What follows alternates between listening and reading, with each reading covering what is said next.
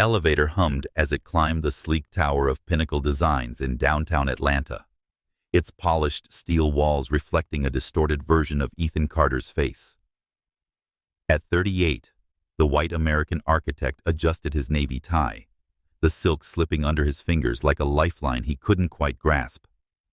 His pale skin flushed slightly from nerves, and his blue eyes, shadowed from sleepless nights, betrayed the weight of the past 18 months.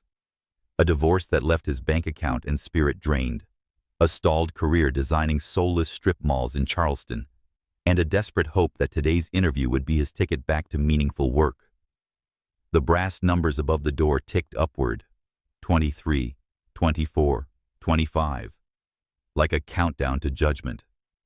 With his neatly trimmed blonde beard and pressed charcoal suit, Ethan tried to project confidence, but his reflection told a different story. A man piecing himself back together. The elevator stopped at the 26th floor with a soft ding, and Ethan stepped into a hallway lined with glass-walled conference rooms, the Atlanta skyline sprawling beyond, like a promise of possibility. At 2:28 p.m., 2 minutes early for his 2:30 interview, he checked the worn business card in his hand. Pinnacle Designs, Conference Room B. The air smelled of fresh paint, a reminder of new beginnings.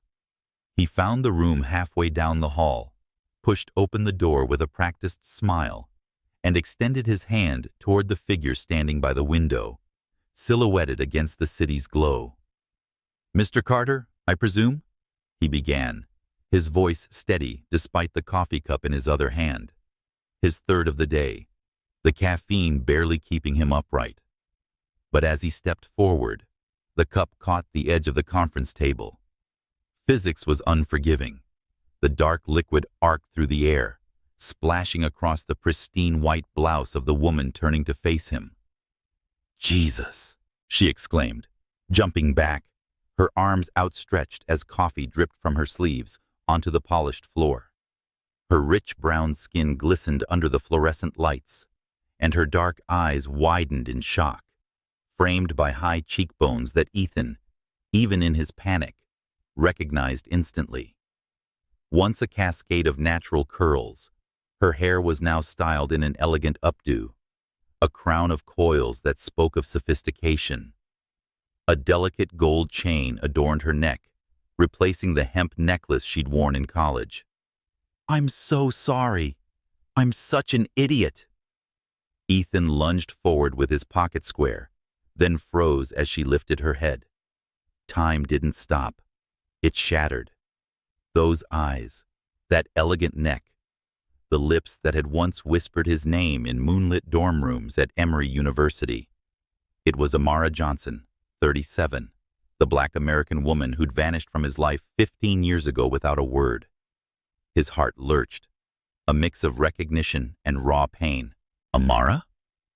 Her name slipped out, a reflex he couldn't control, soft as a prayer. Her expression hardened, the shock giving way to a granite-like resolve. "Amara Johnson," she corrected, her voice sharp, carrying 15 years of distance. She grabbed napkins from the table and dabbed at her blouse with precise, efficient movements, coffee still dripping from her fingertips. "And you're in the wrong room, Mr. Carter." The words hit like a slap, grounding him in the present. Wrong room, of course. His life had become a series of missteps, and this was just another. "I'm here for the Pinnacle interview," he stammered, his mouth dry, "for a senior architect position." Her eyes flickered, perhaps surprise or something more profound, like the ghost of old wounds. "Conference room D?" she said, not looking at him, her tone clipped and professional. "This is room B, Urban Renewal Project meeting. I run it. You're in the wrong place unless you're here to discuss affordable housing." The way she said his name, like it tasted bitter, made his chest tighten. This wasn't how he'd imagined seeing her again. Not that he'd allowed himself to imagine it much after years of unanswered emails and a phone number that led to silence. "Amara, Johnson," she cut in, her eyes flashing with a warning. You have 1 minute to get to your interview before you're late. He should have left, appropriately apologized, and walked away before making it worse. But 15 years of questions crowded his throat. Seeing her here, successful, poised, and looking at him like a stranger, made him feel like the 23-year-old who'd woken up to an empty dorm room and a note that read, "I'm sorry. Don't look for me." "You cut your hair," he said, the words stupid and unbidden. Her hand went to her neck, fingers brushing where her curls once fell. For a moment, her guard slipped, revealing something vulnerable beneath. She said a lot had changed in 15 years, and her voice was softer but firmer as she rebuilt her walls. "Room D. Now." Ethan nodded, backing toward the door like a man retreating from a crime scene. "It's good to see you, Amara," he said, barely above a whisper. She didn't respond. She just stood there, coffee stains spreading across her blouse, her shoulders squared like she braced for battle.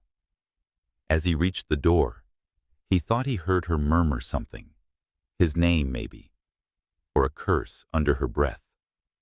Conference room D was 3 doors down, and Ethan's legs carried him there on autopilot. The interview passed in a blur of questions about sustainable design and load-bearing structures, his answers mechanical as his mind replayed every second of the last 5 minutes. Amara Johnson, here in Atlanta, is running a significant project at Pinnacle Designs, the woman who'd promised forever and then disappeared. When they offered him the senior architect position on the Riverside Commons project, he said yes, without fully processing the details, his thoughts still in room B. In the parking garage, he sat in his car, the engine idling, as the weight of the encounter settled in. After all these years, Amara was no longer a memory, but a living, breathing presence, successful and untouchable. Looking at him like he was a ghost she'd rather forget. His phone buzzed. A text from his ex-wife. "Noah needs new soccer cleats. Your turn." Ethan deleted it without replying. Some conversations could wait. Others had been waiting 15 years. As he pulled into Atlanta's traffic, his mind lingered on Amara's face. Those dark eyes, that fleeting vulnerability. The Riverside project meant they'd be working together, close enough to unravel whatever she'd buried all those years ago. The city blurred past, but Ethan was still in that conference room, watching the woman who'd once been his everything wipe coffee from her hands like she was erasing him all over again. Amara Johnson locked her office door with a trembling hand, the faint scent of spilled coffee clinging to her ruined blouse. The chaos of Ethan Carter's reappearance churned in her chest, a storm of memories and fear threatening to unravel the life she'd built. She slumped into her ergonomic chair, the Atlanta skyline outside her window a blur of steel and glass, and tried to steady her breathing. The coffee-stained blouse lay crumpled in her desk drawer, replaced by a navy blazer she kept for emergencies, though she'd never anticipated this kind of disaster. After 15 years, Ethan stood in her conference room, his blue eyes piercing through her carefully constructed walls. A soft knock interrupted her spiral. "Amara, you okay in there?" Simone Brooks, her 28-year-old assistant, called through the door, her voice warm with concern.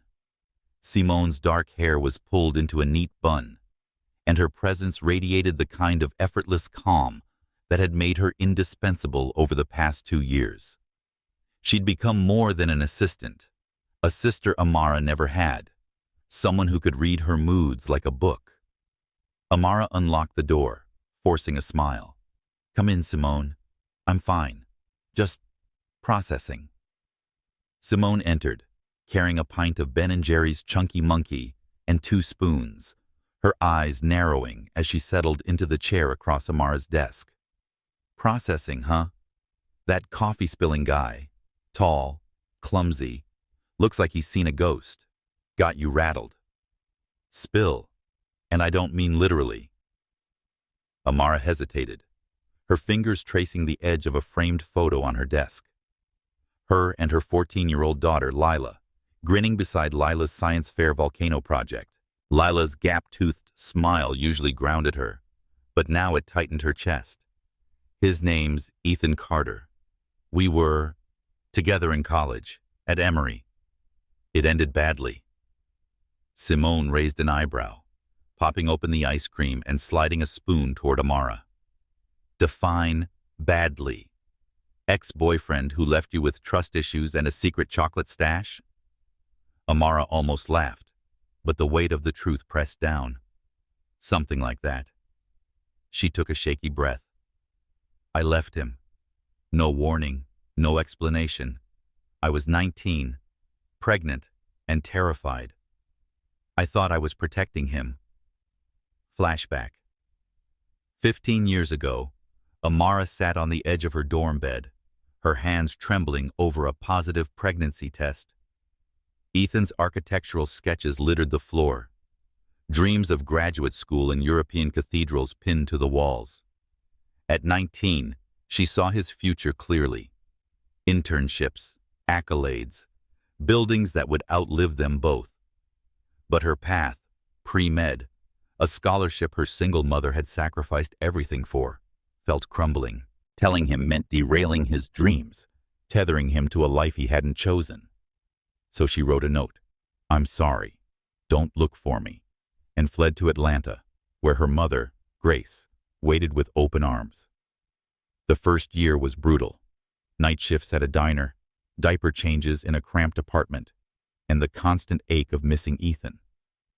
Grace's garden became her refuge, where she whispered her fears to the herbs, promising Lila a better life. Simone's eyes softened, and her history as a single mother's daughter gave her insight. You raised Lila alone to protect him? That's heavy. And now he's here, working at Pinnacle. What's the plan? Amara's phone buzzed. A text from Lila. Mom, need Dad's info for family tree project. Like, now. Mrs. Parker says it's due soon. Her stomach dropped. With her sharp mind and endless questions, Lila had been asking about her father for weeks, each query a knife twist. Lila's digging into her family history for school, Amara said. She doesn't know that Ethan is her father. And now he's on the Riverside project, my project. Simone let out a low whistle, scooping ice cream. That's not just complicated. That's a telenovela waiting to explode. You gonna tell her? I don't know. Amara stared at the photo, Lila's bright eyes mirroring Ethan's stubborn chin. I've kept this secret for 14 years. I told her he was kind, an architect, but not that he didn't know about her. What if she hates me for lying? Or worse, what if Ethan wants in and disrupts everything? Simone reached across the desk, squeezing her hand. I grew up with a mom who carried secrets to protect me. It hurt when I learned the truth, but it hurt more thinking she didn't trust me. Lila's tough. She can handle it. And Ethan? He looked like he'd seen a ghost. Maybe he's not here to disrupt, but to find something he lost. Before Amara could respond, her computer chimed with an email from Richard Langston, Pinnacle's CEO. Amara, coordinate with Ethan Carter on the Riverside timeline. He'll need all plans and community feedback. Excited for this collaboration. Collaboration. The word felt like a cruel joke. 6 months working side by side with the man she'd loved and left, the father of her daughter, who didn't know he existed. Simone stood, leaving the ice cream. You're the strongest woman I know, Amara. You built a career, raised a brilliant kid, and turned this project into a family lifeline. You'll figure this out. Let's start with a new blouse. Amara managed a weak smile, glancing at the overturned photo. Lila's questions, Ethan's return, and the Riverside project converged like a perfect storm. She'd spent 15 years building a fortress around her and Lila, brick by brick, to keep the past at bay. But Ethan's presence was a crack in that foundation, and she wasn't sure if it would hold or crumble. Outside, Atlanta's skyline glowed in the late afternoon sun, a city of resilience and reinvention. Tomorrow, she'd face Ethan again, not just as a colleague, but as the man whose life she'd altered forever. For now, she tucked the photo face up, Lila's smile a reminder of why she'd made her choices, and why she might have to confront them. Ethan Carter sat in his parked car in the Pinnacle Designs garage, the engine idling as Atlanta's evening traffic hummed beyond the concrete walls. The interview was a success. He'd secured the senior architect position on the Riverside Commons project, but his mind was still in Conference Room B, replaying the moment Amara Johnson turned to face him, her dark eyes flashing with shock and something sharper, like betrayal. The coffee stain on her blouse, the bitter edge in her voice, the way she'd corrected him. Johnson, not Ellison, cut deeper than he'd expected. 15 years had passed since she'd vanished from his life, leaving a note that shattered his world. And now she was here, a stranger running a significant project. His hands gripped the steering wheel, knuckles pale, as he tried to make sense of the collision between past and present. His phone buzzed on the passenger seat, a text from his ex-wife, Claire. "Noah needs new soccer cleats. Your turn." Ethan stared at the screen, the words blurring. Noah, his 8-year-old stepson from a marriage that had unraveled 2 years ago, was a reminder of another life he'd tried to build and lost. He deleted the message without replying, and Amara consumed his thoughts. Why was she here? Why had she left him? And why did seeing her again feel like a blueprint he'd never stopped drafting? Flashback. 15 years ago, Ethan stood outside Amara's dorm at Emory University, clutching her note. "I'm sorry. Don't look for me." At 23, he'd been sure they'd build a future together. Late nights, sketching designs, while she studied for her pre-med exams, her laughter filling the gaps in his plans. Her disappearance hit like a structural failure, leaving him scrambling for answers. He called her number until it disconnected, drove to her mother's house in Savannah, only to find it empty, and emailed her weekly for a year. Each unanswered message, a brick in the wall he built around his heart. He threw himself into work, landing an internship in Charleston. But the ache lingered. His marriage to Claire, a kind but practical lawyer, was an attempt to move on. But Amara's shadow loomed over every fight, every silence. When his architectural practice faltered, too many parking garages, not enough vision, the marriage collapsed, leaving him with shared custody of Noah and a sense of failure that followed him to Atlanta. Ethan started the car, the rumble pulling him back to the present. The Riverside job was his chance to reclaim his passion and design something that mattered, like the community centers Amara seemed to champion. But working with her meant facing the questions he'd buried for 15 years. Had she left because of him? Had she built a new life, a family, a partner? The gold chain on her neck, replacing the hemp necklace she'd worn in college, suggested a polished, independent woman, not the girl who'd stolen his hoodies. Yet her fleeting vulnerability, when he mentioned her hair, hinted at something unresolved. He pulled out of the garage, merging into the flow of Atlanta's lights. The city felt alive, pulsing with possibility. But Ethan's mind was full of blueprints and regrets. He'd spent years searching for Amara, checking social media, asking mutual friends, only to find dead ends. Now, she was 3 doors down from his new office, running the urban renewal project he'd be part of for 6 months. The coincidence felt like fate, or a cruel trick. His phone buzzed again, another text from Claire. "You can't keep dodging this.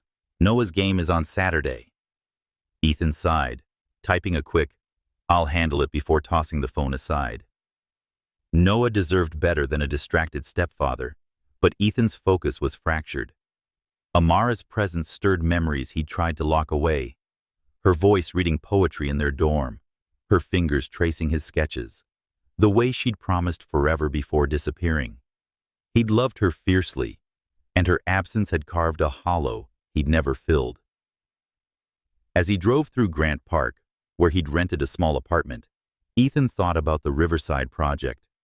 It was more than a job, a chance to build something lasting and prove he was more than his failures.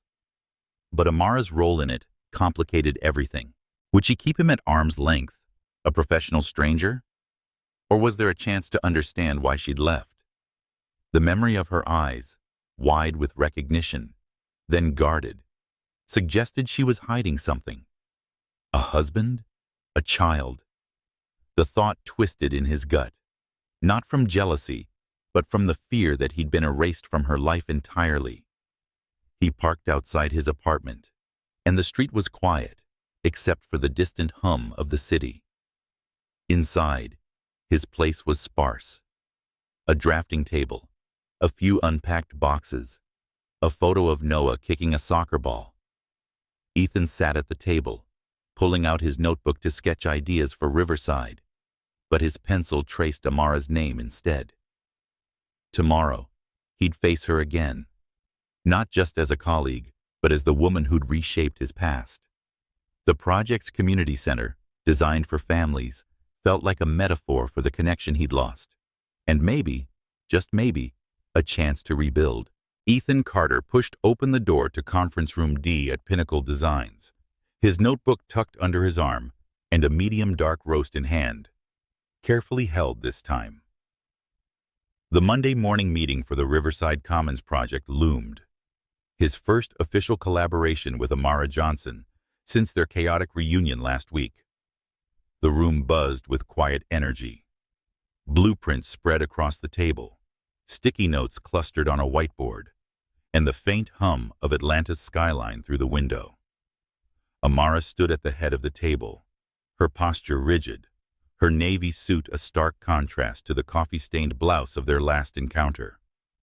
Her elegant updo framed her face, but her dark eyes avoided his, fixed on a stack of community feedback reports.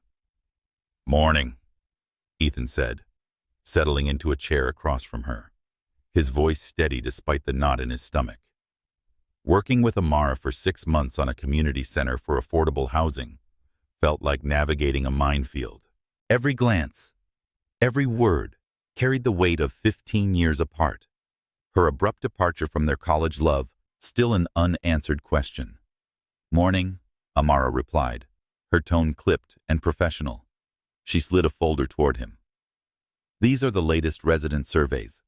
The community wants safe, accessible spaces, childcare, job training, health services. The Riverside site's tricky. It's an old textile factory, so we're working with existing beams." Ethan opened the folder, impressed by the detailed notes. "I've reviewed the surveys. The community center is the heart of this. Childcare and training spaces must feel warm, but functional." He paused, catching a flicker of passion in her expression. "You've thought of everything." "It's my job," she said, her voice softening slightly before she gestured to the blueprints. "We need preliminary designs for community review in 3 weeks. Focus on sight lines for the playground and flexible program rooms."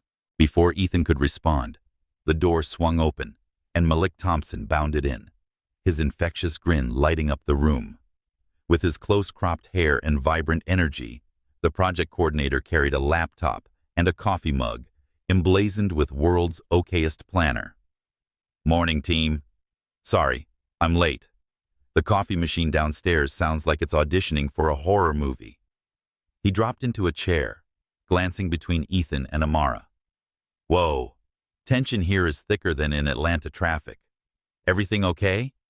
Amara's lips twitched, a hint of a smile. "Just getting started, Malik. Ethan's catching up on the surveys." "Cool, cool." Malik leaned forward, his enthusiasm undimmed.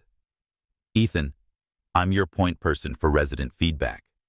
These families have big dreams for Riverside, safe places for their kids, spaces to rebuild their lives.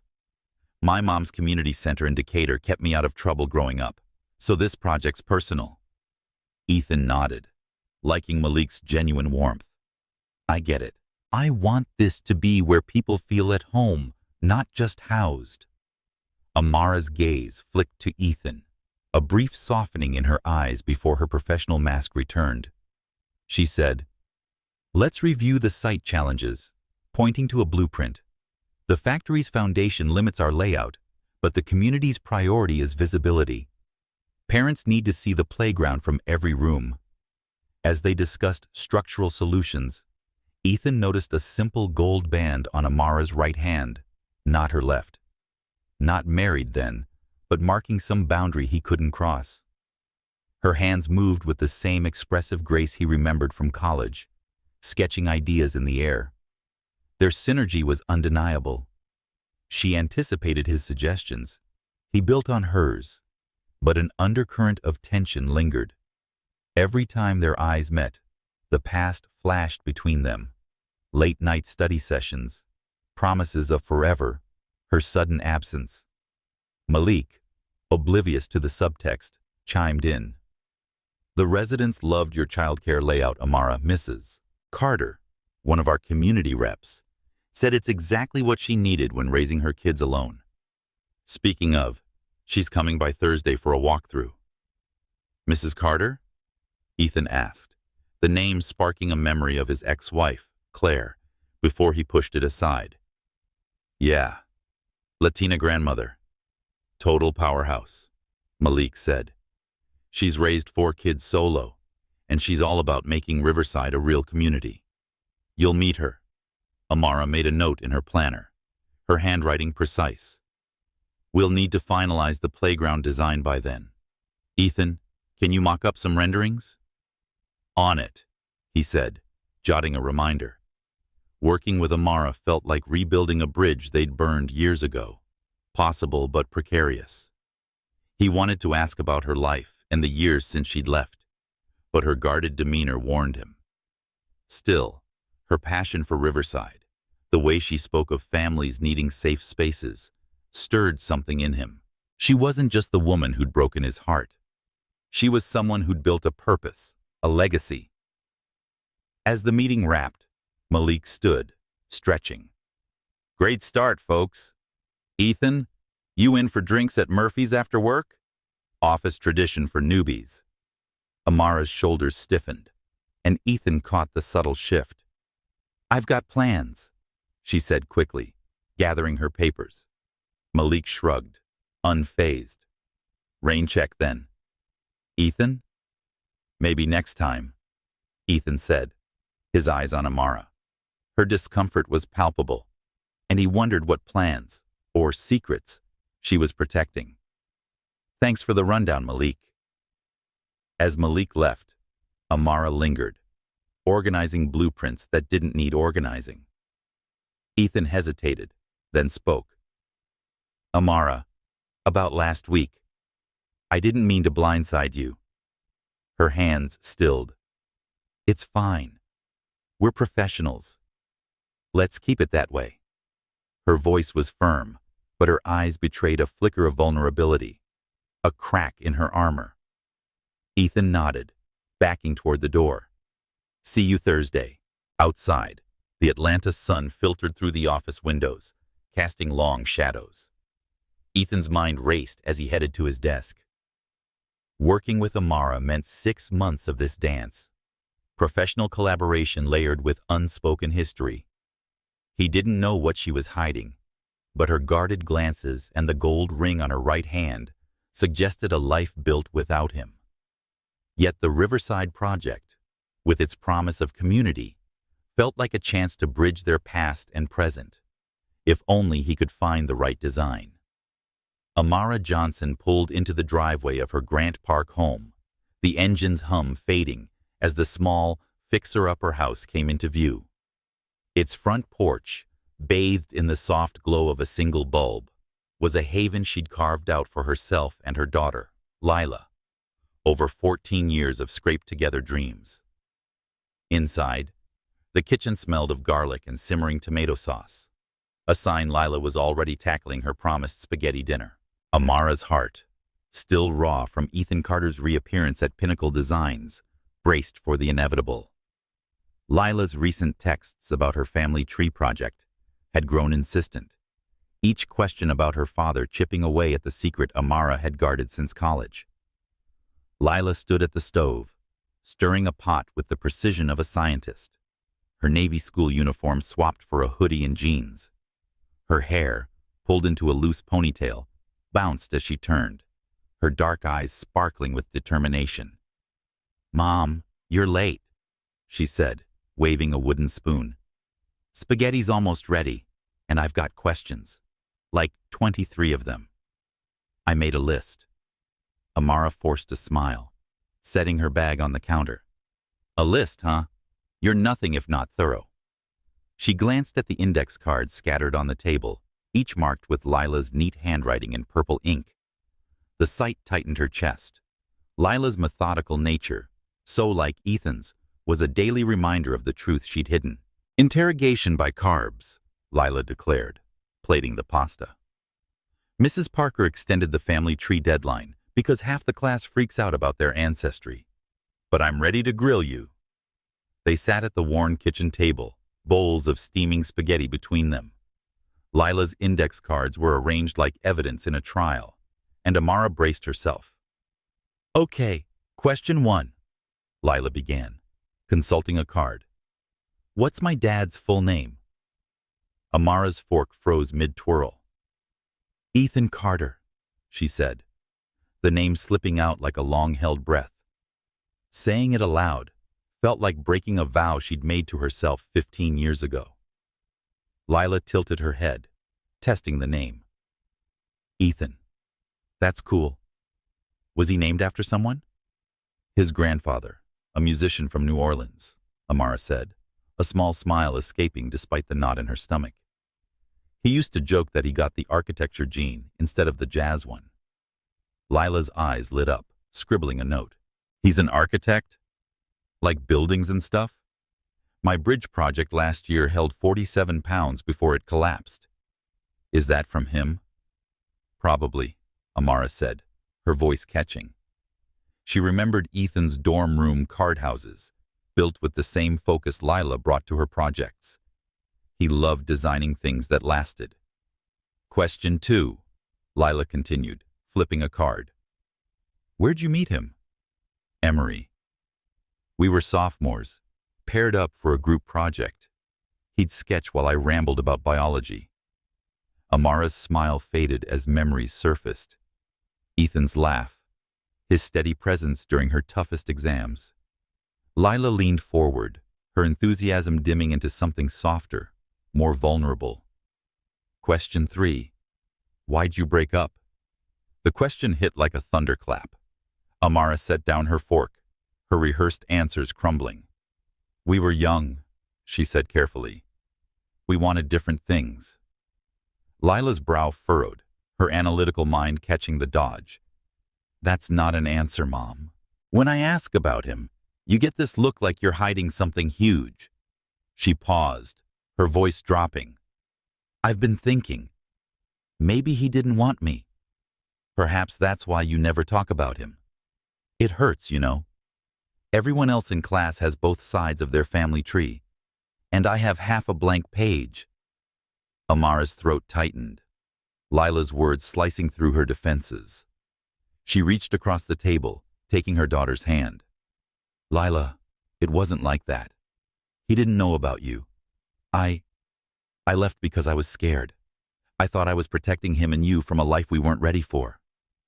Lila pulled her hand back, her eyes wide and hurt. "He didn't know? All this time, I thought maybe he chose to stay away. And that sucked. But this? You decided for him? For me?" Her voice cracked, a mix of anger and betrayal. "I've spent years wondering why I'm allergic to shellfish when you're not. Why I love jazz when you're tone deaf. Maybe he didn't care, but you didn't even give him a chance." Amara's chest ached, the weight of 15 years of guilt crashing down. "I was 19, Lila. Pregnant, alone, terrified I'd ruin his dreams. Or yours. I thought I was doing the right thing." Lila stood, pacing the small kitchen, her hoodie sleeves bunched in her fists. "That's not fair, Mom. I get you were scared, but I'm 14, and half of me is missing. Like, who do I get my weird toes from? Why do I laugh like a hyena? I deserve to know him, don't I?" "You do," Amara whispered, tears prickling her eyes. "I'm sorry, baby. I thought I was protecting you, but maybe I was protecting myself." Lila stopped pacing, her expression softening but still raw. "Is he around? Like, could I meet him?" Amara's phone buzzed on the table, and a text from an unknown number said, "Amara, it's Ethan. We need to talk. Coffee shop? Park? I won't show up at work again." Her heart hammered. Simone must have given him her number, thinking she was helping. Lila glanced at the screen, her eyes narrowing. "Is that him?" Amara nodded, her voice barely steady. "He started at Pinnacle yesterday. He's here, in Atlanta." Lila's jaw dropped, her hurt giving way to a spark of excitement. "Yesterday? Mom, that's huge. Like, movie-level coincidence? Huge. You have to tell me everything." "It's complicated," Amara said, the words feeling hollow. "Stop saying that!" Lila's voice hit a pitch that echoed her frustration. "He's here. I'm here. You're here. That's not complicated. It's a chance." She sat back down, her index cards forgotten. "What's he like now? Is he still kind?" Amara swallowed, picturing Ethan's earnest apology and careful coffee offering. "He's trying. He's good at what he does and seems to want to make things right." Lila's eyes softened, a mix of hope and fear. "Do you think he'd want to know me, even after all this time?" Amara reached for her daughter's hand again, this time holding tight. "I think he'd want nothing more." Outside, the Atlanta night settled over Grant Park, quiet but alive with possibility. Lila's questions had cracked open a truth Amara had buried, and now, with Ethan's text blinking on her phone, she knew the following conversation would change everything. Amara Johnson sat in the corner booth of Highland Bakery on Virginia Avenue, her hands wrapped around a chamomile tea to steady her nerves. The coffee shop buzzed with morning energy, freelancers tapping at laptops, retirees lingering over pastries, the clink of cups providing a comforting hum. She'd chosen this spot for its neutrality, far from Pinnacle Design's prying eyes, a place where she'd once graded papers as a substitute teacher when Lila was small. Now, facing Ethan Carter across the table, she felt like she was grading her past, every choice under scrutiny. Ethan arrived on time, his button-down slightly rumpled, as if he'd been running his hands through his hair all night. He carried a manila folder. His architect's mind was evident in how he deliberately set it down, like evidence for a case. "Thanks for meeting me," he said, sliding into the seat opposite her, his voice careful, as if approaching a fragile structure. "I wasn't sure you would." "Neither was I," Amara admitted, her honesty surprising them both. She sipped her tea, avoiding his blue eyes, which held the same intensity she remembered from their Emory days. The weight of 15 years was pressed between them, as heavy as the Atlanta humidity outside. Ethan leaned forward, his hands drumming a familiar rhythm on the table. "I've been doing math, Amara. You left in December, 15 years ago. And at work, I heard about your daughter, Lila, who is 14 years old. The timeline, it's not hard to piece together." Amara's breath caught, her teacup trembling slightly. She'd known this moment was coming since Lila's questions last night, since Ethan's text had lit up her phone.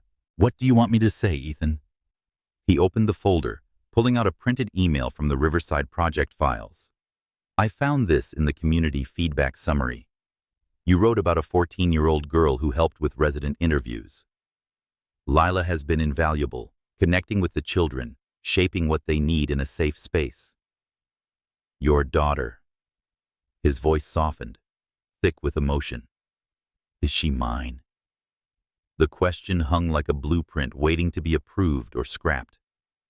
Amara met his gaze, seeing not just the man he'd become, but the boy who'd loved her fiercely, whose dreams she'd protected by leaving. Her name is Lila, she said quietly. And yes, she's yours. Ethan's face cycled through emotions. Shock, wonder, a flicker of pain. He leaned back, exhaling as if the air had been punched out of him.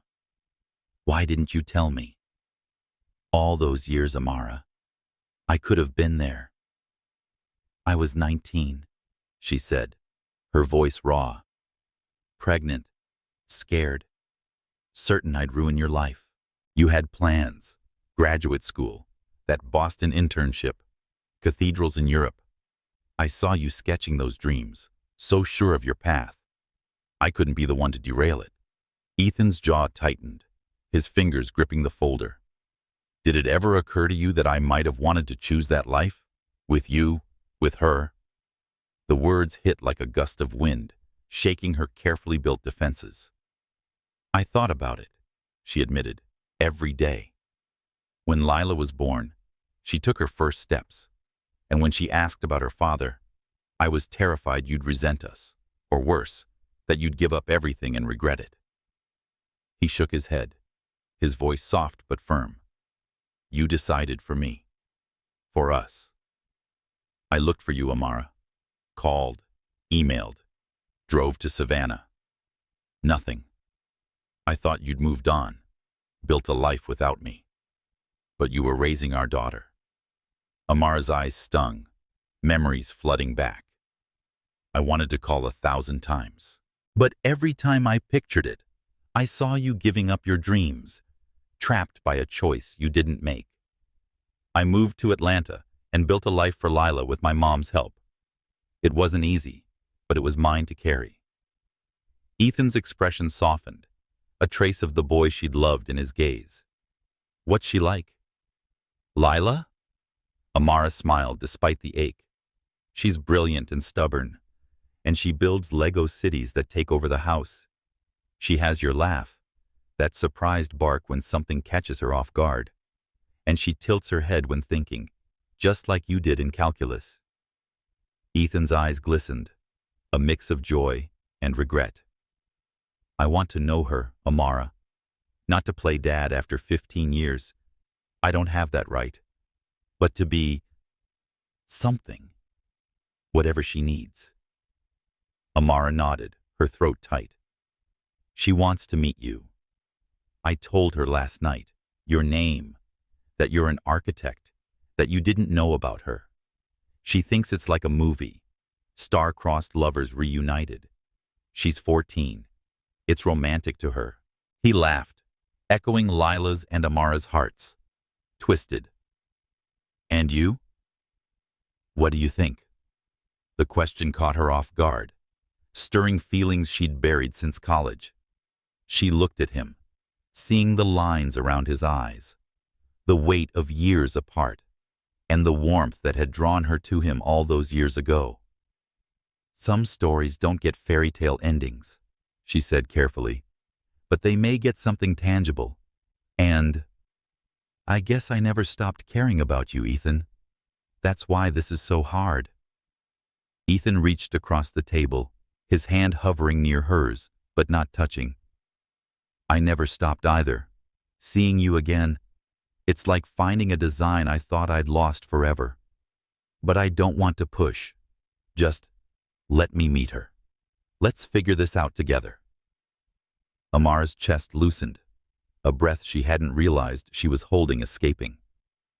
Okay, her school's jazz concert is next Friday. She plays clarinet. You could come. I'll be there, he said without hesitation, his voice a promise. And Amara? Whatever happens, I'm glad you're here. She nodded, her tea cooling untouched. Me too. Outside, Atlanta's morning unfolded, cars honking, pedestrians weaving. But in their booth, A fragile bridge was forming, built on truth and the possibility of second chances. Amara didn't know what lay ahead, but she felt ready to face it for the first time in 15 years. Rain lashed the Riverside Commons construction site, turning the half-built community center into a muddy maze. Amara Johnson stood in what would become the main gathering space, her hard hat slightly askew, her navy raincoat slick with water. The Thursday inspection with the city planning office had spiraled into a 3-hour ordeal of structural concerns and permit disputes. Beside her, Ethan Carter argued with the inspector, his hands gesturing with the precision she remembered from their Emory days, sketching solutions in the air. The exposed beams of the old textile factory loomed above, a reminder of the challenges they faced in transforming this site into a haven for families. "Mr. Carter, the load-bearing modifications are within code," Ethan said, pointing to a reinforced beam. "We've exceeded the original specs to handle increased occupancy." The inspector, a wiry man with a perpetual frown, squinted at his clipboard. The permits were filed for a different configuration. "Any changes?" "Amended permits, filed 2 weeks ago. Approved yesterday," Amara interjected, pulling a folder from her bag with practiced efficiency. "Everything's in order." Ethan shot her a glance, a mix of gratitude and admiration. Their professional rhythm, honed over days of tense meetings, felt like a bridge rebuilt from their college collaboration. But the unspoken weight of their coffee shop confession, Lila, their daughter, hung between them, making every interaction a tightrope walk. Malik Thompson burst through the doorway, slightly breathless from climbing 3 flights of stairs in the elevator-less skeleton of a building. He announced that community reps are here for the walkthrough, shaking rain from his jacket. "Mrs. Carter is asking about the child care area." Mrs. Carter, a Latina grandmother with a gentle voice and steely resolve, stepped forward, followed by 4 other residents. Her dark hair was streaked with gray, and her eyes carried the weight of raising 4 children alone.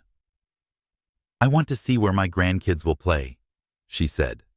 "Safety's everything. When raising my kids in a cramped apartment, a community center like this would have been a lifeline." Amara nodded, respecting Mrs. Carter's drive. Her years as a single mother, scraping by with her mother's help, echoed Mrs. Carter's story. Amara said that the design prioritizes sightlines, pointing to a blueprint. "You'll see the playground from every program room, childcare, job training, and health clinics." Ethan pulled out his tablet, displaying a digital rendering. "The childcare space connects directly to indoor and outdoor play areas. We've ensured clear visibility for parents." Mrs. Carter's face softened, her motivation clear. A safe space for her family, a legacy for her community. "That's good," she said. "My youngest daughter's in college now, but I want this for the next generation." A crack of thunder made everyone jump, the sky unleashing a deluge that turned the parking lot into a lake. Amara said, "We're not going anywhere, but watching construction equipment bob in the flood. This storm's biblical." Malik grinned, pulling out his phone. "The weather app says it'll pass in an hour. We've got power and a coffee station in the trailer." "Ethan, you brought sandwiches, right?" "Yeah, turkey and cheese, in the conference room," Ethan said, his tone lighter than his thoughts. They gathered in the bare-bones space, folding chairs creaking under their weight, sharing sandwiches and bottled water as rain hammered the windows. Mrs. Carter shared stories of her kids' antics, her pride evident, while Malik spun theories about Atlanta's vindictive weather, his humor easing the tension. As the group chatted, Ethan leaned toward Amara, his voice low. "I'm nervous about Friday, meeting Lila. What if she doesn't like me? What if I'm not what she's expecting?" Amara's heart softened, recognizing the fear in his eyes. "She's curious, Ethan. She's got your stubborn streak. builds elaborate Lego cities, argues her way through debates.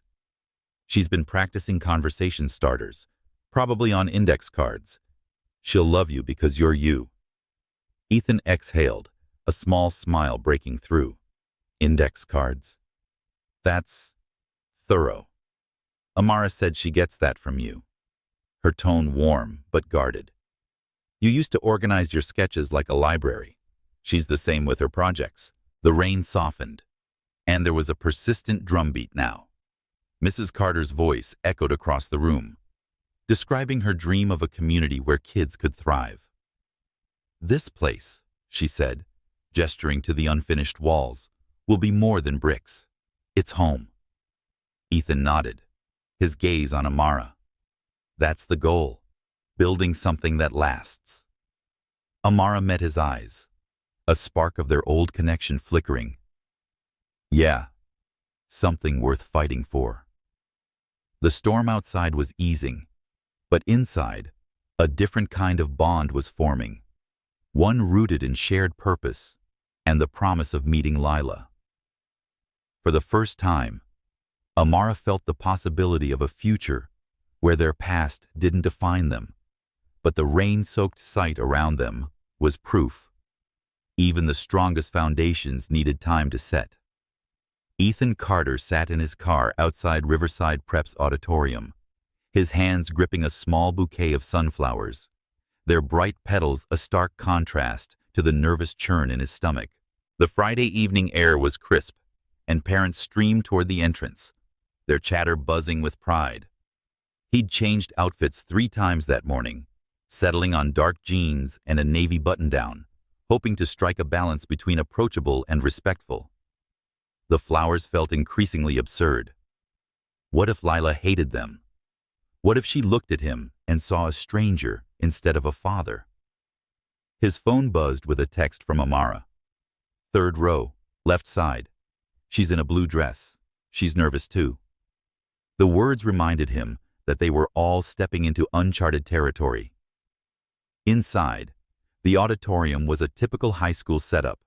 Fold-out chairs, a stage worn by years of performances, and acoustic tiles faded to a dull beige. Ethan scanned the crowd, spotting Amara immediately in the 3rd row, her posture composed, but her hands clasped tightly in her lap. Beside her sat Grace, her mother, her silver hair catching the dim lights, her face etched with laugh lines that spoke of resilience. Grace had been Amara's rock through years of single motherhood, her garden a sanctuary where she'd taught Amara to find strength in tough times. Ethan approached, his heart pounding. "Mrs. Johnson," he said, extending a hand. "I'm Ethan Carter."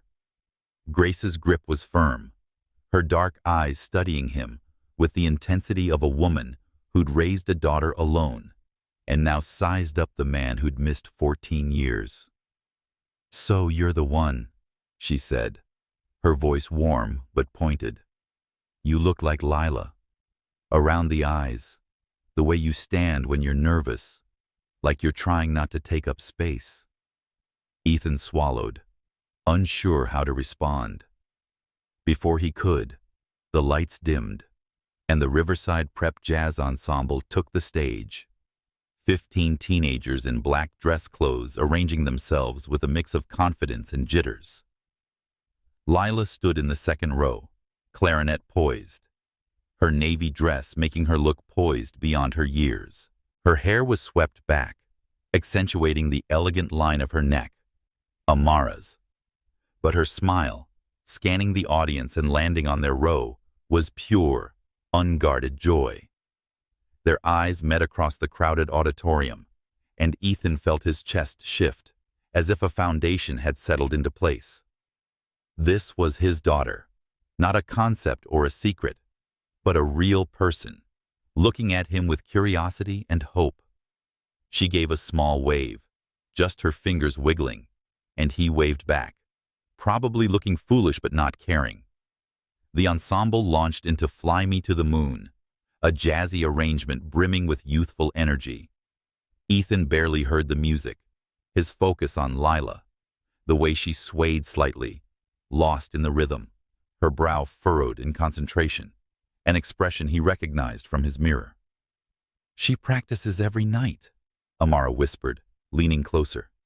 "Plays the same passage until it's perfect. Stubborn, like you." Ethan smiled, clutching the sunflowers. "Perfectionist, you mean?" Grace chuckled softly. "That's Lila. Always has to get it right, whether it's music or her science projects." The first set ended, and during the brief intermission, Lila caught Ethan's eye again, pointing to her clarinet with an enthusiastic thumbs up. The gesture, pure teenage pride, made his throat tighten. "She's remarkable," he managed, his voice thick. "She's terrified she'll mess up her solo in the next song," Grace said, her grandmother's intuition sharp. "But she'll nail it. She always does when it counts."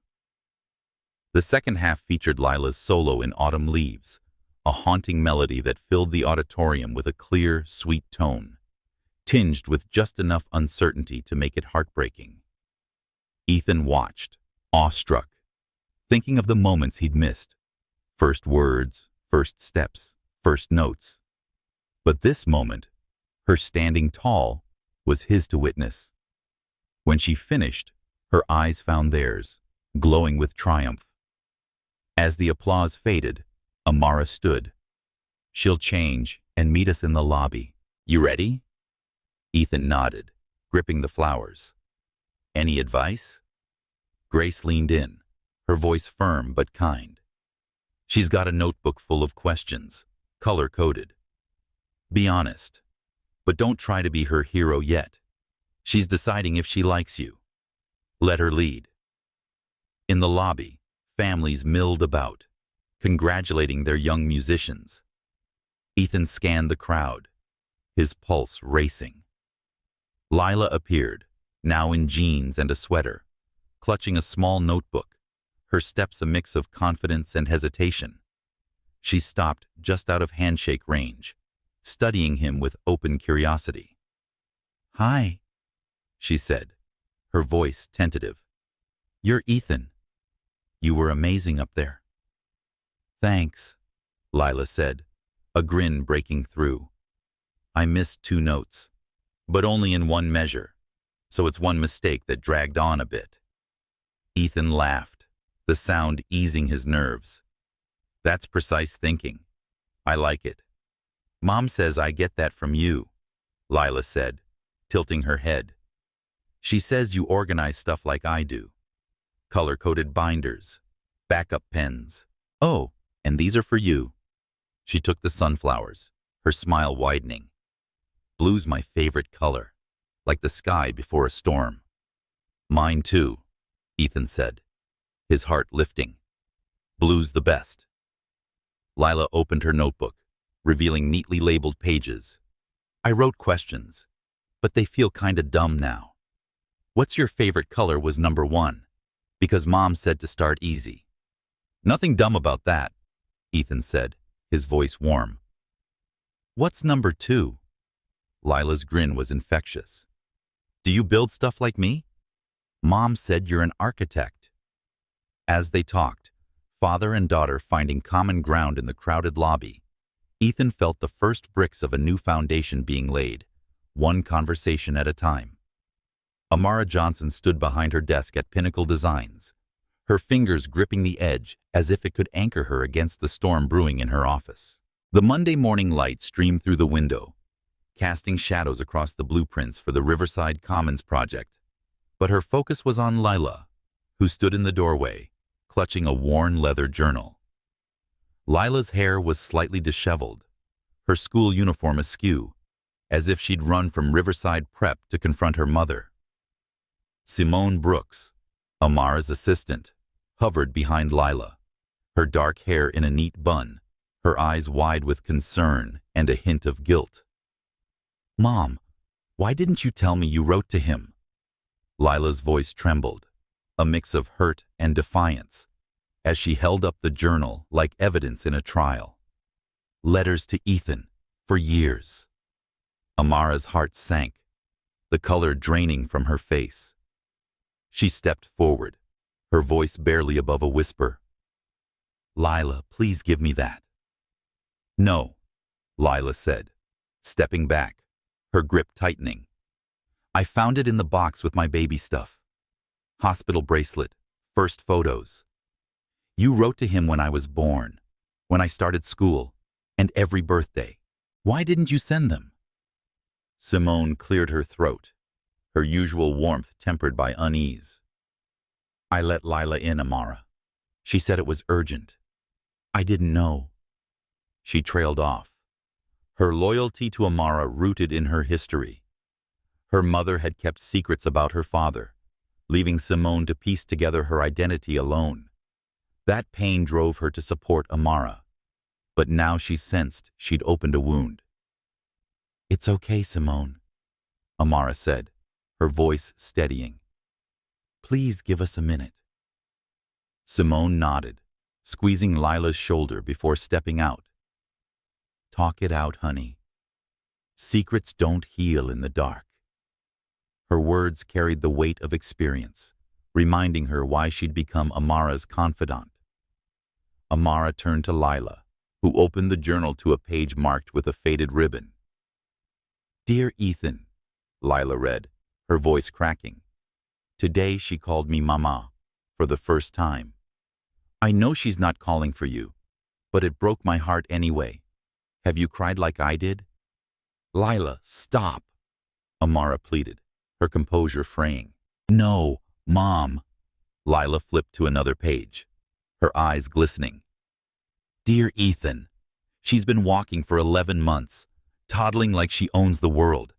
She has your confidence and gets back up like failure's not an option." Lila's voice rose, raw with betrayal. "You wrote to him for 14 years, sharing every moment of my life, and you never told me. You missed him too, didn't you? This wasn't just about me not having a dad. It was about you losing him." Amara sank into her chair, the weight of her daughter's words crushing. "I was protecting you," she said, her voice breaking, "and myself. Writing those letters. It was how I coped, imagining he was still part of our story." The office door opened, and Ethan Carter stepped in, his button-down crisp, but his expression uncertain. Simone must have called him, thinking honesty was the only way forward. "Amara, Simone said it was urgent." He stopped, seeing Lila and the journal, his eyes widening. "What's going on?" Lila turned to him, her hurt giving way to resolve. "She wrote to you, Ethan. Hundreds of letters she never sent. About my first steps, my first tooth, every Christmas. She never stopped thinking about you." Ethan's gaze locked on Amara, his face a mix of shock and something softer, like recognition. "You wrote to me?" Amara's hands trembled, her professional mask gone. It wasn't meant for anyone to see. It was a way to process. "When Lila was little, I'd imagine what I'd tell you. Her milestones, my fears. It felt like you were still there, even though you weren't." Lila held out the journal, her voice softening. "She wrote about missing you, wondering if you were happy. Some of these. She was so sad, Ethan. Why didn't you send them, Mom?" Amara's eyes glistened, meeting Ethan's. What good would it have done? You'd moved on. Maybe a family, a career, a letter from your college girlfriend saying you had a daughter. I thought it would ruin everything. It might have changed everything, Ethan said quietly, taking the journal with unsteady hands. He opened it, seeing his name in Amara's careful handwriting, dated 15 years ago. "Dear Ethan, I have something to tell you, and I don't know how to say it." He closed it gently. "I can't read this without your permission, Amara." The three stood in silence for a moment, the hum of Pinnacle's offices faint beyond the door. Amara took a shaky breath, her voice raw but resolute. "Keep it. Maybe we could read some together, so I can explain, answer questions, or be there when you see my loss." Lila's eyes softened, her anger giving way to understanding. Can I be there too? They're about me. I've read some already. I want to know the whole story. Ethan looked at Lila, his daughter's fierce curiosity a mirror of his own. Yeah, I'd like that. All of us together. Amara nodded, a tear slipping down her cheek. Okay, it's time. She glanced at Simone, who lingered in the doorway, her expression a mix of relief and pride. Simone's journey through her mother's secrets had taught her the power of truth, and now she saw it unfolding for her friend. Outside, Atlanta's skyline stood firm, a city built on resilience. Inside Amara's office, 3 people faced a reckoning, their secrets laid bare. The journal, a chronicle of love and loss, was no longer a burden, but a bridge to something new. A family ready to confront its past, one letter at a time. Amara Johnson's living room glowed with the soft light of a Sunday afternoon, the Atlanta sun filtering through sheer curtains, casting warmth across the worn couch where she sat with Ethan Carter and their daughter, Lila. A coffee table held a tray of mugs, coffee for the adults, hot chocolate for Lila, and the leather-bound journal, pages a 15-year chronicle of Amara's unspoken thoughts to Ethan. The air was thick with anticipation, the kind that comes before truths are laid bare. Amara's hands fidgeted with a throw pillow, her navy sweater a contrast to the vulnerability in her eyes. In a simple button-down, Ethan sat close but not touching, his gaze steady on the journal. Lila clutched her mug in a hoodie, her curiosity a quiet force. We don't have to read all of them, Amara said, her voice soft but firm, repeating the reassurance she'd given 3 times already. Some are just me working through things, not meant for anyone else. Lila rolled her eyes, a teenage gesture of impatience. Mom, we've been planning this for weeks. I read the first year's worth already, and Ethan's ready. Stop stalling. Ethan smiled, a mix of nerves and warmth. She's right. Let's do this together. He opened the journal to the first entry, dated 2 months before Lila's birth. Amara's handwriting shaky but deliberate. Dear Ethan, he read aloud, his voice steady. I'm 7 months pregnant, and I still don't know how to tell you. I imagine your voice changing. Disappointment, maybe panic. That silence you do when you're trying to fix something unfixable. Amara's lips twitched, a memory surfacing. You did that silence. For example, when I failed my statistics midterm, you went quiet for 30 seconds, calculating my GPA's survival odds. Ethan said I called it a helpful analysis, a grin breaking through, not silence. Lila laughed, sipping her hot chocolate. I do that too. Mom calls it my processing face. They moved through the letters in order, each a snapshot of Lila's life. Amara read one from Lila's birth. She has your hands, long and elegant, gripping my finger like she'll never let go.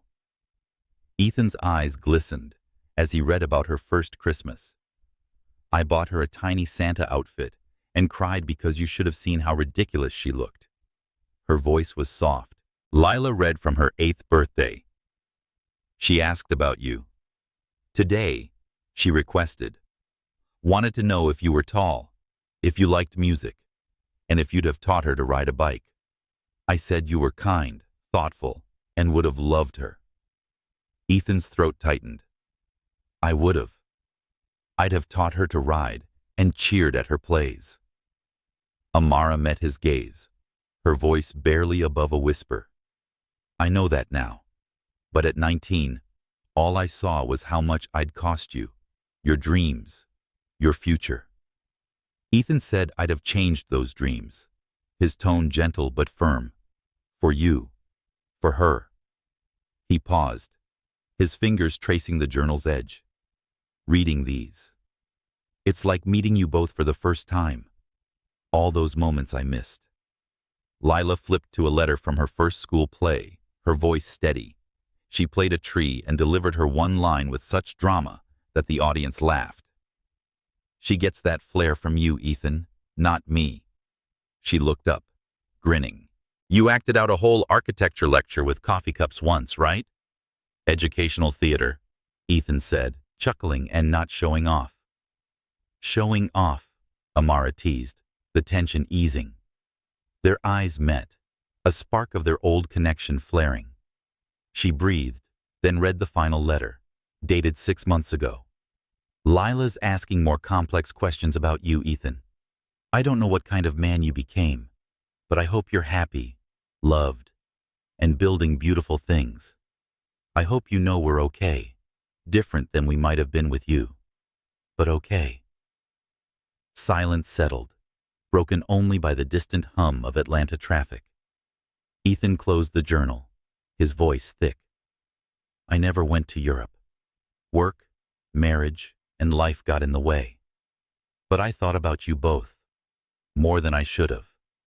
Lila leaned forward, her mug forgotten. What would you have written back? Ethan looked at her, then at Amara. I'd have written how proud I am of your mom for raising you and building a career that changes lives.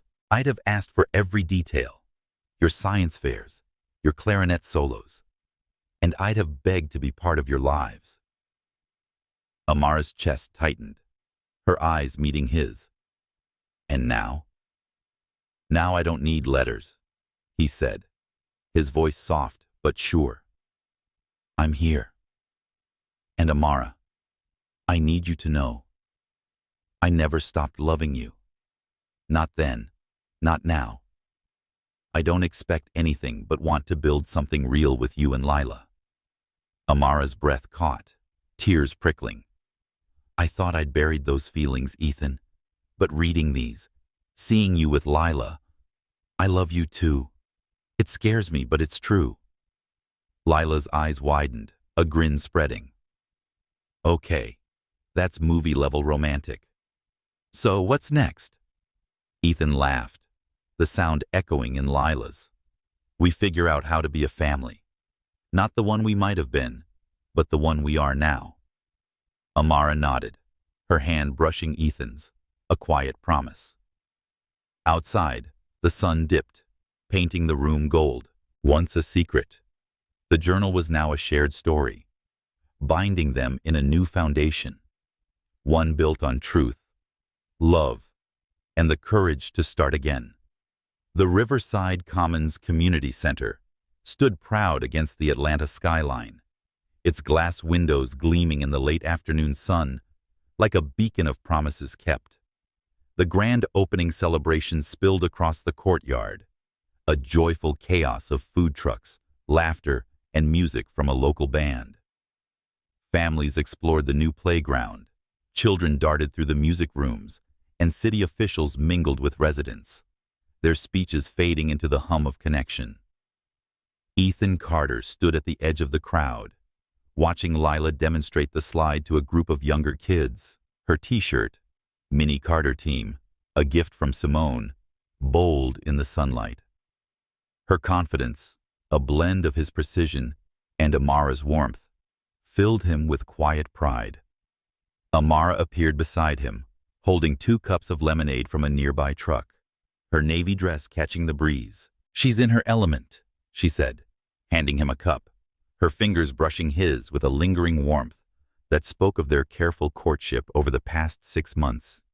Dinners, movie nights, moments of rebuilt trust. Ethan said she gets that from you, smiling. The teaching gene makes everyone feel included. Amara shook her head, her updo catching the light. That's your organizational streak.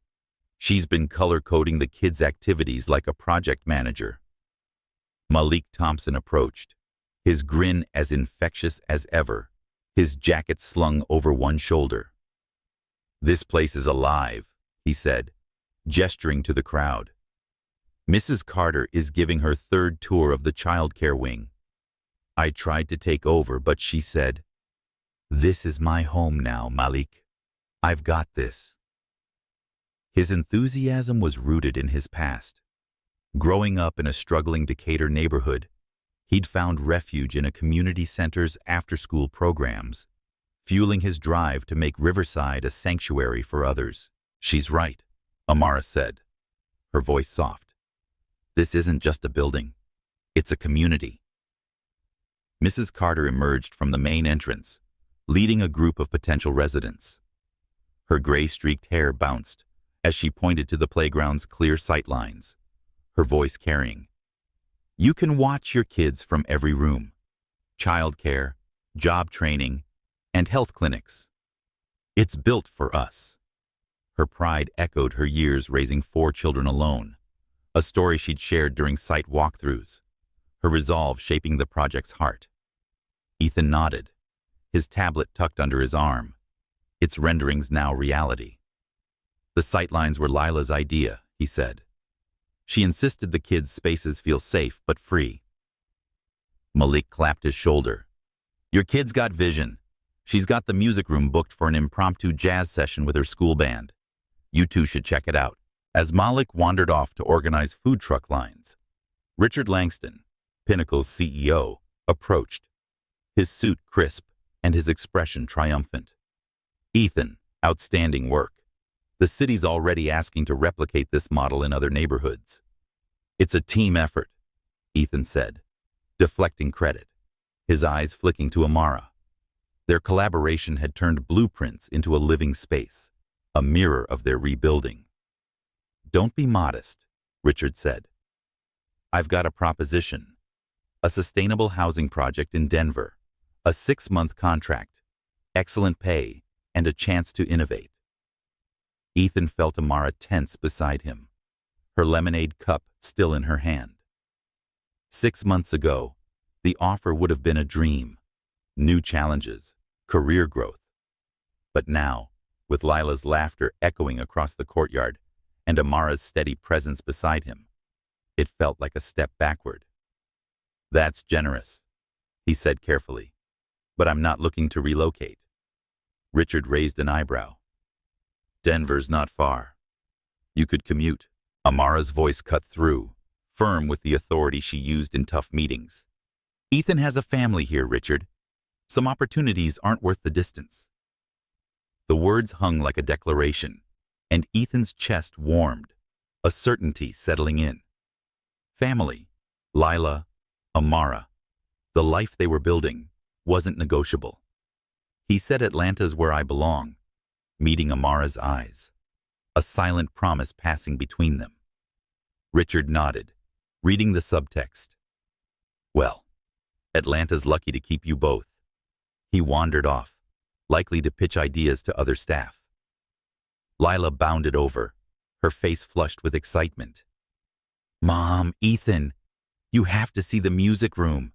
Mrs. Parker's jazz class is jamming, and the kids love the reading nook you designed." One asked if they could live in it. Ethan laughed, the word Ethan still a jolt, though Dad was starting to feel natural. "Let's listen," he said, glancing at Amara. Lila said, pulling a folded paper from her pocket with ceremonial flair. "I've got something first." She handed it to Ethan, who unfolded it to reveal her family tree project, now complete with branches stretching across generations. "I turned it in last week. A+, by the way. Mrs. Parker said it's the most thorough she's seen." Ethan studied the diagram, noting Grace as beloved grandmother, Simone as honorary aunt, and Malik as family friend with terrible jokes but great lasagna. "This is beautiful," he said, his voice thick. "You included everyone." "It's not done," Lila said, her eyes sparkling. "Families grow, right? There's room for more branches." Amara raised an eyebrow, sipping her lemonade. "More branches?" Lila grinned, unfazed. "You two aren't getting any younger. A sibling might be cool someday." Ethan choked on his drink, and Amara laughed, the sound light and free. The courtyard pulsed with life, families claiming their new home, a testament to what they'd built together, professionally and personally. Ethan took Amara's hand, and the gesture was natural now. He said, "One milestone at a time, Lila." But his smile held hope for whatever came next. The Riverside Commons Community Center buzzed with life, its courtyard alive with children's laughter and the hum of families exploring their new home. The late afternoon sun cast golden shadows across the playground, where Lila led a group of kids in a game of tag, her Mini Carter team t-shirt a bright splash against the green. Food trucks lined the perimeter, their savory scents mingling with the notes of a local jazz band playing near the entrance. Ethan Carter stood near a flowering dogwood, its petals a reminder of the Atlanta spring, watching Lila with a new and eternal pride. Beside him, Amara Johnson sipped lemonade, her navy dress catching the breeze, her presence a steady anchor after 6 months of careful steps toward trust. "You built this," Ethan said, gesturing to the center's gleaming windows and open spaces. "Not just the building, but what it means. Community, safety, hope." Amara's lips curved, her eyes warm. "We built it. Your designs made it real. Sightlines, play areas, all of it." Her hand brushed his, a quiet gesture that carried the weight of their shared dinners, movie nights, and the journal readings that had stitched their past to their present. Lila bounded over, her face flushed with excitement. "Mom, Ethan, the music room's a hit. Mrs. Parker's jazz kids are jamming, and the little ones are obsessed with the reading nook. I told them it was Ethan's idea." Ethan grinned, the word Ethan still a jolt, though Dad was becoming natural. "You're the one who pushed for the music space, Lila. This is your win, too." She shrugged, her grin mischievous. "A team effort. Speaking of, I've been thinking about our family tree." She pulled the folded project from her pocket, its branches now a tapestry of names. Grace as beloved grandmother, Simone as honorary aunt, Malik as family friend with epic lasagna. "It's got room for more, you know. Like, maybe a wedding branch?" Amara choked on her lemonade, and Ethan laughed, his hand finding hers instinctively. "Lila," Amara said, her tone mock stern, "one milestone at a time." "But you're totally in love," Lila said, unfazed, her eyes sparkling. "It's obvious. You get soft when talking to him, Mom, and Ethan. You stare at her like she's a blueprint, and you can't stop sketching." Ethan's cheeks warmed, but he didn't look away from Amara. "She's not wrong," he said quietly. "I've been falling for you again since I spilled that coffee. I know we're taking it slow, but I want this. Us, Lila, a family, not just for now, but for good." Amara's breath caught, her eyes searching his. The past 6 months had been a careful dance, shared glances over blueprints, late-night talks about Lila, moments where their hands lingered. She'd spent 15 years guarding her heart, but Ethan's steadiness, his quiet devotion, had cracked that armor. "I thought I'd buried those feelings," she said, her voice soft but sure. "But I'm in love with you too, Ethan. It's scary, messy, but real. I want to build this with you, slowly but together." Lila clapped, her grin wide. "Called it. I'm picking blue for the wedding colors. Matches our favorite." Ethan laughed, pulling Lila into a quick hug. "You're relentless. Let's start with dinner this week." "Deal," Lila said, then darted back to the playground, shouting, "But I'm holding you to the wedding idea." Amara shook her head, her smile bright. "She's got your stubborn streak. And your heart," Ethan said, squeezing her hand. They turned to watch the celebration, where Malik was organizing a food truck relay, his energy infectious. His passion for Riverside stemmed from his childhood in a Decatur community center, a refuge that shaped his belief in second chances. Nearby, Mrs. Carter led another tour, her voice carrying as she described the childcare wing to a young mother. She said, "You'll see your kids from every room." Her pride is a testament to her years of raising 4 children alone. The center's walls, once bare beams, now held stories. Families claiming spaces, children laughing, a community taking root. Ethan and Amara's designs had become more than blueprints. They were a foundation for lives, much like the one they built together. "This feels right," Amara said, her voice soft. "Not just the center, but us. Here, now." Ethan nodded, his gaze on Lila, then Amara. "It's not the life we planned 15 years ago, but it's better. It's ours." As the sun dipped, casting long shadows, the band struck up a lively tune, and families danced in the courtyard. Ethan and Amara joined Lila near the playground, her laughter mingling with theirs. The Riverside Commons proved that some things, love, family, home, were worth the wait, the work, the courage to rebuild. Ahead stretched a future of conversations, choices, and days spent together. A blueprint for a life no longer defined by secrets, but by the promise of something lasting.